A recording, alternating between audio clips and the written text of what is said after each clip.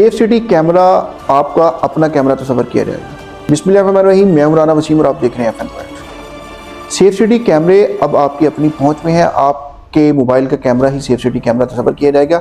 आप किसी भी नाखुशगवार वाक़या की फुटेज वीडियोस बनाकर सेफ सिटी कैमरा ऑपरेटर को भेज सकते हैं। जैसे ही आप 15 पे कॉल करते हैं किसी नाखुशगवार वाक़या को बताने के लिए, तो फ़ौरन आपको एक लिंक भेजा जाएगा। आप लिंक को ओपन करेंगे तो आप सेफ सिटी कैमरा से जुड़ जाएंगे।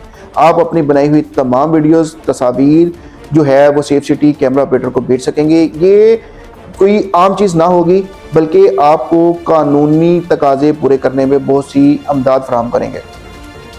जैसा कि लड़ाई झगड़ा, एक्सीडेंट में गलती किसकी है, किसी मशकूक शख्स की वीडियो, आप ऐसा कुछ भी जो अपने कैमरे में महफूज करेंगे, फ़ौरन से आप सेफ सिटी ऑपरेटर को भेज सकेंगे और आपको इंसाफ के हसूल के लिए ये एक खुशगवार माहौल देगा और मुआवन साबित होगा।